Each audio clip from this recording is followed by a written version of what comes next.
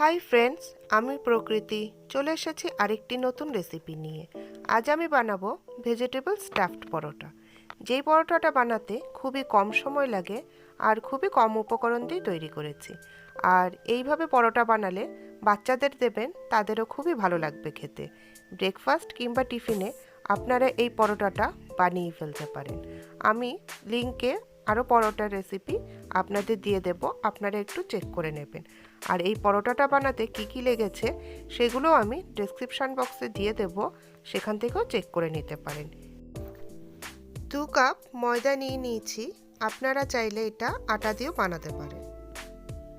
এরপর অ্যাড করছি হাফ চামচ লবণ, 2 টেবিল চামচ তেল।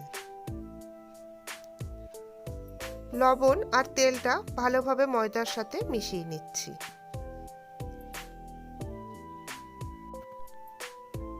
এরপর আমি জল দিয়ে দেব। খুব একটা বেশি জল দিয়ে আমি প্রথমে মাখবো না, অল্প অল্প করে জল দেব। জলটা একটু কম মনে হচ্ছে, তাই আমি আরেকটু জল এর মধ্যে দিয়ে দিচ্ছি। এবার আমি ময়দাটা ভালোভাবে মেখে নেব।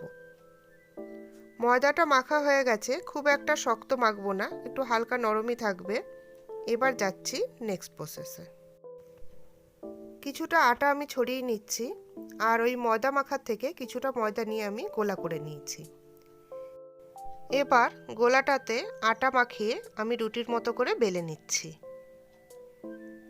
রুটির থেকে একটু বড় সাইজে বেলবো। বেলা হয়ে গেছে, খুব একটা মোটা আমি বেলিনি, রুটির মতনই করেছি। এরকম একটা পাতলা হবে, এইভাবে আমি আরেকটা বানিয়ে ফেলছি। সেমভাবে আমি আবার একটা গোলা নিয়ে নিয়েছি, আর এর মধ্যে লাগিয়ে নিচ্ছি আটা।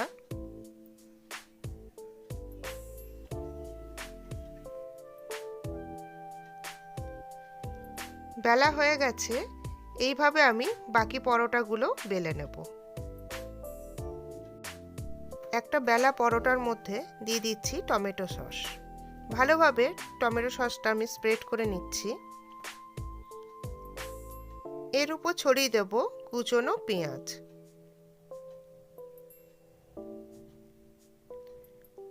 এরপর ছড়িয়ে দিচ্ছি কুচনো ক্যাপসিকাম। এরপর ছড়িয়ে দেব ধনেপাতা আর কাঁচা লঙ্কা কুচনো, আমি একসাথেই কুচিয়ে নিয়েছিলাম। দিয়ে দিচ্ছি মিক্সড হার্বস, এটা সম্পূর্ণ অপশনাল। এরপর ছড়িয়ে দিচ্ছি মোজারেলা চিজ। এখানে আমি লবণ দিয়েছিলাম, সেটা দেখানো হয়নি। আরেকটা পরোটা নিয়ে আমি ওপর দিয়ে দেব, আর ভালোভাবে সব দিকটাই চেপে চেপে দেব।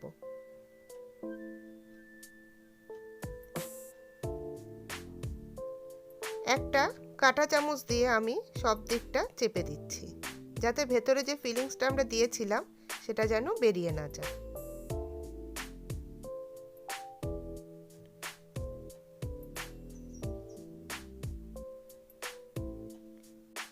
সব দিকটাই ভালোভাবে চেপে চেপে আমি আটকে দিয়েছি, যাতে পরোটা ভাজার সময় ভেতরে স্টাফিংটা বেরিয়ে না যায়।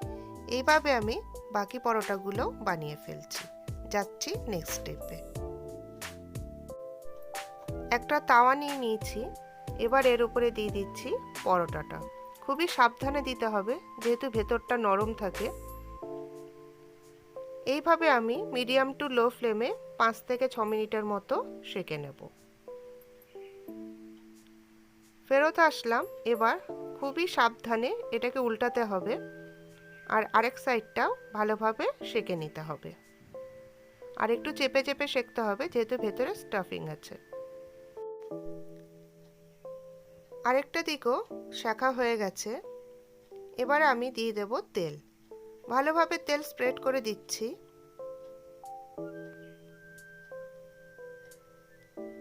এবার গ্যাসের ফ্লেমটা মিডিয়াম টু হাই রেখে ভালোভাবে চেপে চেপে ভেজে নিচ্ছি।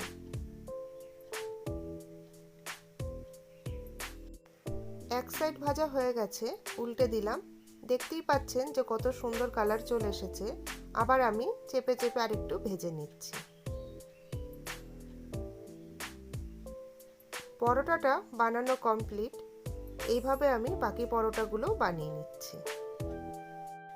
বাড়িতে তো আপনারা বিভিন্ন ধরনের পরোটা বানিয়েই থাকেন। একবার এইভাবে পরোটা বানিয়ে খাবেন, দারুণ লাগে খেতে। বাচ্চাদেরকেও বানিয়ে দিতে পারেন, তাদেরও খুবই ভালো লাগবে। ব্রেকফাস্ট কিংবা টিফিনে আপনারা এই পরোটাটা বানাতেই পারেন। খুব কম সময় লাগে আর খুবই সহজে তৈরি হয়ে যায়। রেসিপিটা কেমন লাগলো আমাকে কমেন্ট করে জানাবেন। আর যদি ভালো লেগে থাকে তবে একটা লাইক দিয়ে দেবেন আর আমার চ্যানেলটাকে সাবস্ক্রাইব করবেন। এই রেসিপিটা বানাতে কি কি লেগেছে সেটা আমি ডেসক্রিপশন বক্সে দিয়ে দিয়েছি। যদি আপনাদের মনে হয় তাহলে আপনারা গিয়ে চেক করে আসতে পারেন। আমাকে এইভাবে সাপোর্ট করে যাওয়ার জন্য প্রত্যেকটা বন্ধুকে থ্যাংক ইউ। আর এইভাবে আমাকে তোমরা হেল্প করে যেও। তাহলে আজ এই পর্যন্তই। পরের দিন আসছি আরেকটা নতুন রেসিপি নিয়ে।